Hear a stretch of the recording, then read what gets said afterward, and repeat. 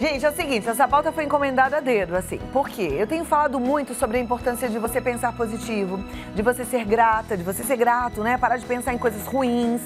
Então, agora, por conta disso, é importante que a gente entenda como é que surgem os pensamentos. Porque a gente precisa pensar antes de falar. Aliás, a gente precisa ver como é que a gente pensa melhor.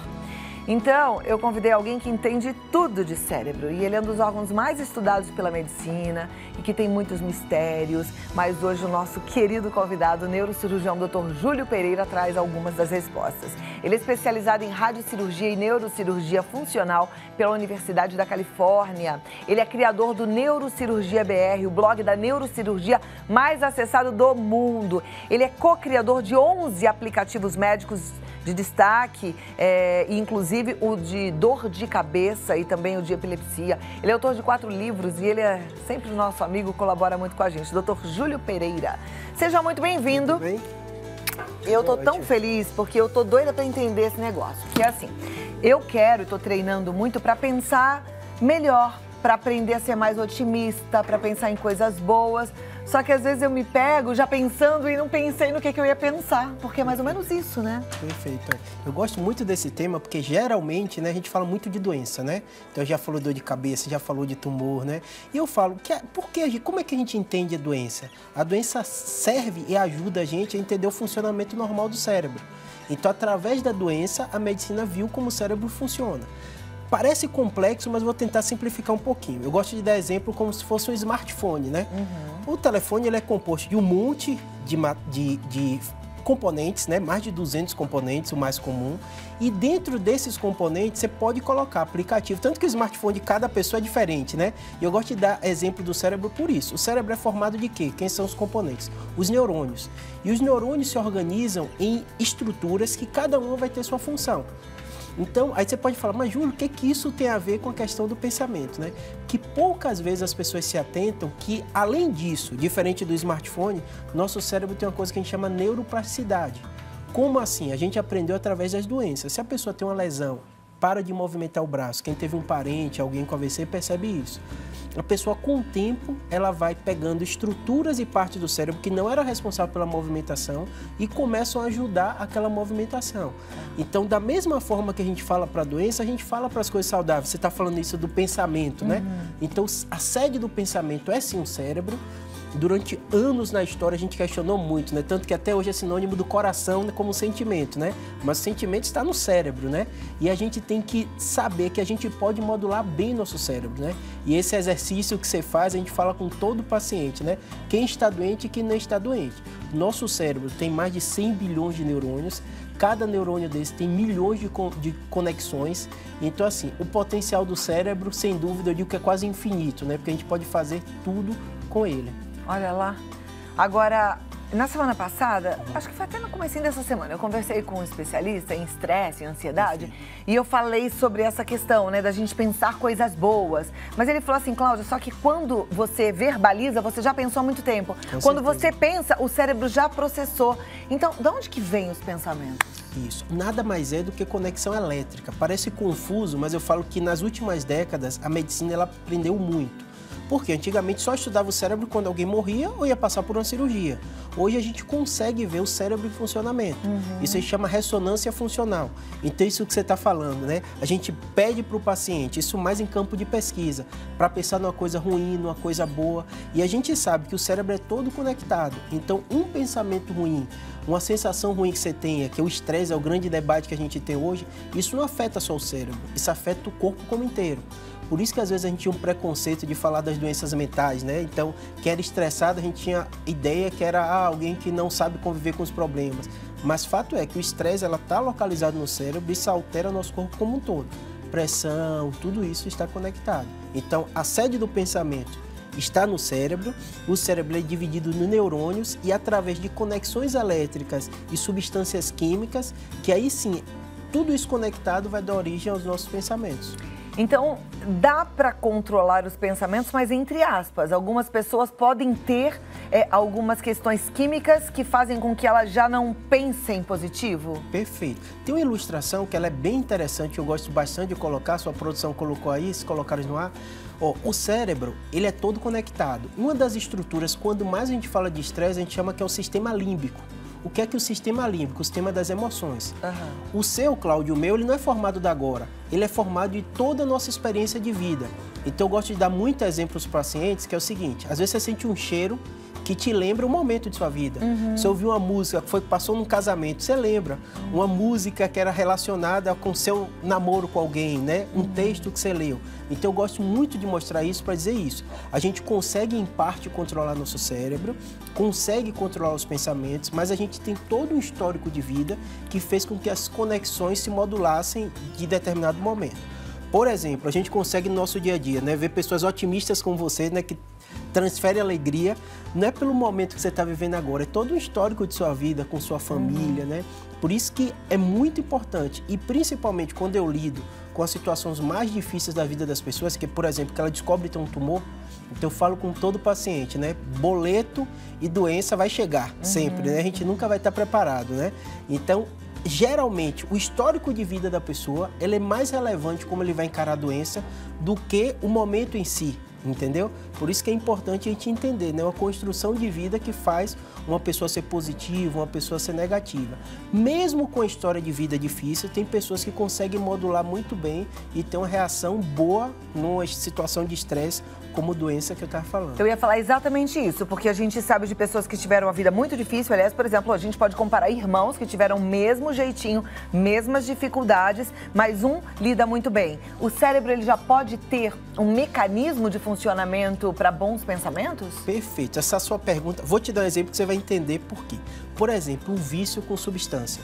Por que uma pessoa fuma um tipo de droga e consegue parar um cigarro e outros não, né?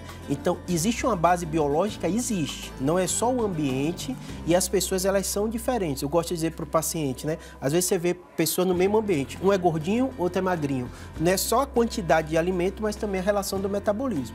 A mesma coisa, existe uma área que a gente diz que é a área do prazer cerebral e que as pessoas reagem diferentes. Então, muitas vezes, você tem um estímulo positivo, numa pessoa ela reage muito bem àquele estímulo e outras não. A mesma coisa com drogas ou com qualquer outra coisa em sua vida. Por isso que às vezes no mesmo ambiente as pessoas reagem diferente. Então eu estou falando de reação e de processo que já está estabelecido quimicamente no nosso cérebro. Perfeito. Daí, por exemplo, o medicamento ajudaria? Algumas pessoas, por exemplo, aquelas que têm doenças como depressão, distimia, ou já nasceram prostradas, não conseguem ir à luta, não tem garra, não tem gana, não tem ambição, elas podem ser beneficiadas tomando algum tipo de medicamento? Isso, excelente pergunta. Eu sempre falo que é um fator conjunto. Vou te dar exemplo do meu dia a dia. Eu digo que alguém descobriu um tumor. Provavelmente a pior notícia da vida dela. E existem pessoas que passam pelaquela fase de luto, que é de tristeza, que é natural de todo mundo, e saem dessa fase muito bem, e pessoas que não retornam tão bem e precisam de uma medicação para ajudar. Não é só a medicação, o papel do psicólogo é essencial, porque ele ajuda a pessoa a ter estratégias que vão fazer ela sair daquela situação, que não acontece só com ela, né? Mas assim, é muito individual. O período de luto que a gente fala geralmente é de 3 meses, que a gente perdeu alguém ou não, mas tem pessoas que nessa fase isso é tão intenso que ela tem pensamento suicida. O que eu gosto de dizer para a família, e falo abertamente com o paciente isso, é cada pessoa reage diferente. Existem pessoas que precisam de medicamento, então não é só, ela não está pensando positivo, ela está muito para baixo, porque às vezes a própria pessoa se culpa, né? Não era para eu estar tão mal por causa disso, né? Então é importante saber que cada pessoa reage diferente, não é só fator ambiental, não é só fator pensamento positivo e muitas vezes existem doenças que fazem com que a pessoa ela tenha substâncias com nível um pouco abaixo do que a média, que ela vai ter que tomar medicação que vai otimizar um pouquinho esse nível dessas substâncias que dão prazer, dão alegria, dão a nossa motivação de viver. Perfeito. Coloca, por favor, novamente a imagem do cérebro para a gente conversar um pouquinho mais sobre isso, porque eu acho bem importante e interessante. Então, ali, do jeito que a gente está vendo, se, por exemplo, a pessoa faz uma terapia com comportamental e ela aprende a lidar de forma diferente com as situações difíceis que ela está enfrentando. Existe também esse estímulo que é de fora para dentro e muda essa plástica do cérebro? Sensacional. Por que sua pergunta é tão boa? Eu falo para todo paciente, os próprios convênios de saúde, o próprio sistema de saúde, ele vê muito bem o papel do médico nisso, né? E às vezes o próprio convênio não paga um psicólogo. Então, o que eu falo para todo mundo é, não adianta nada eu, Júlio, ter uma técnica perfeita, operar bem uma pessoa, ela sair sem sequela física nenhuma, mas aquela pessoa não receber tão bem aquela doença. Então, o estímulo externo que o psicólogo faz, que o terapeuta faz, ele é provado cientificamente. Tá, então assim, dá para mudar a plástica do cérebro de fora para dentro e o contrário também, de dentro para fora através de uma medicação. Perfeito. Vou dar um exemplo que a gente está vivendo agora, né? Você trabalha na TV e você faz 1000 coisas ao mesmo tempo que a gente que veio entrevistado vê. Você está com ponto, você fala com uma pessoa, você olha para outro lugar. Eu não hoje uso. Você não usa ponto? Não tenho, eu nunca tive um ponto, eu bem queria. Mas assim, o que eu quero mostrar isso? Provavelmente se você lembrar nos primeiros programas que você não tinha essa habilidade toda, né? Claro. Ficava preocupado com a câmera, para onde vai olhar, como eu que não estou acostumado, né? No seu caso, seu cérebro teve uma plasticidade que faz com que você tenha atenção multifocal em várias coisas ao mesmo tempo. Eu gosto de dar esse exemplo, porque quando você dá o exemplo da profissão, a pessoa entende. Porque ela lembra quando ela começou. O mesmo exemplo é de dirigir um carro, né? No início você tem que pensar tudo. Onde passa a marcha, onde freia, se o sinal vai fechar, né? Se o carro da frente vai andar ou não. O tempo vai passando, isso chama plasticidade.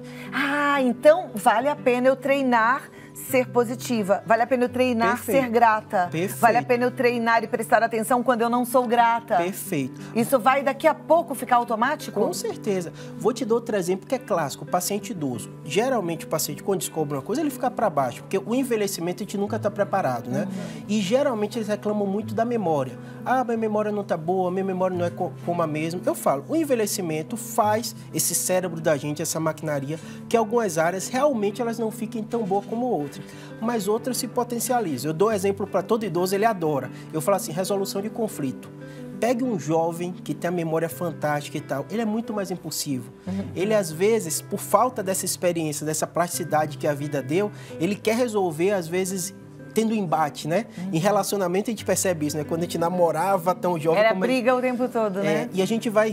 Então, assim, o envelhecimento, ele tem muitas coisas que não são boas do corpo, tudo isso. No cérebro acontece também, especificamente a memória, mas também tem coisas muito boas. Então, principalmente, o que a gente chama de experiência ou de alguém ser sábio, nada mais é do que a plasticidade cerebral que faz com que as pessoas elas aprendam por situações da vida como resolver um conflito. Falar alto não vai adiantar, gritar não vai adiantar com minha esposa, com meu filho. E a gente consegue perceber isso no dia a dia da gente. Ou seja, vamos treinar que a gente vai tirando a vida de letra. Ó, que maravilha! Agora, só para finalizar o nosso papo, vou te convidar para assistir junto. A gente conversou com o Plínio de Souza, que é um coach, e ele fala muito da importância disso tudo que eu também estou praticando e estou fazendo. Vamos assistir, é rapidinho, mas vale a pena para a gente pontuar aqui a nossa conversa.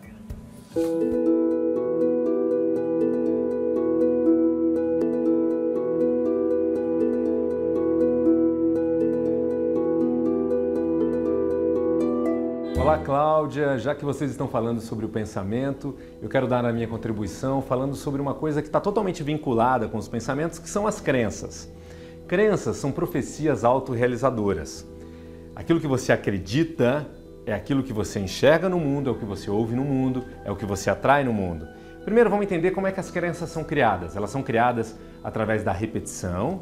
Eu costumo dizer que a repetição é a mãe de todo aprendizado, né? Então a gente aprende a realidade a partir daquilo que a gente ouve repetidamente.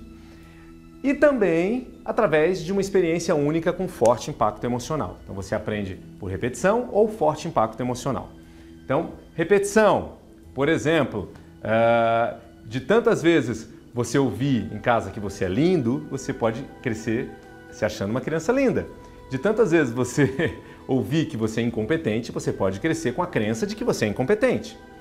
Ou um único evento, por exemplo, um trauma, como por exemplo um acidente de trânsito muito terrível, pode instalar a crença numa pessoa que dirigir é risco de vida, dirigir é muito perigoso, né? E aí quando ela pensa em dirigir novamente, é impossível para ela.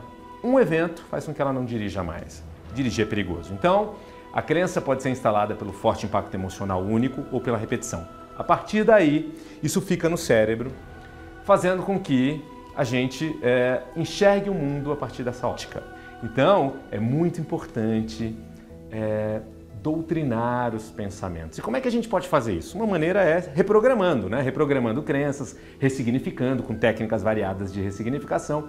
E uma simples para você usar em casa é a gratidão. Se você quer mudar uma crença negativa para algo positivo, comece a agradecer com muito coração envolvido aquilo. Por exemplo, se você tem baixa autoestima, uma crença negativa sobre si mesmo, comece a agradecer pelo corpo que você tem, pela inteligência que você tem. Muito obrigado, faça isso com o coração envolvido e aos poucos essa crença vai mudando pela repetição e também o impacto emocional da emoção que você vincula. Se você quer acreditar que São Paulo é uma cidade maravilhosa, que o ser humano é maravilhoso, que você tem capacidades, agradeça por essas questões que com o tempo elas se consolidam na sua vida.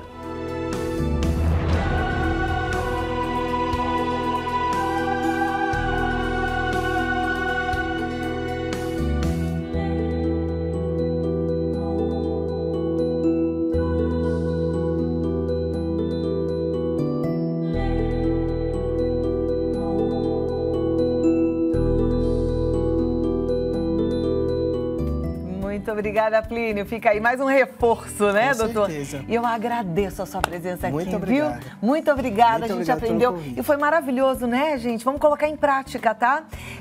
O doutor Júlio Pereira tá no YouTube como Neurocirurgia BR. Não esqueça de procurar lá no seu app Store os aplicativos, que são vários, o de dor de cabeça eu uso, é maravilhoso. Entre em contato também pelo WhatsApp 99503 8838 DDD 11 e no 11 4200 2300 você marca um bate-papo.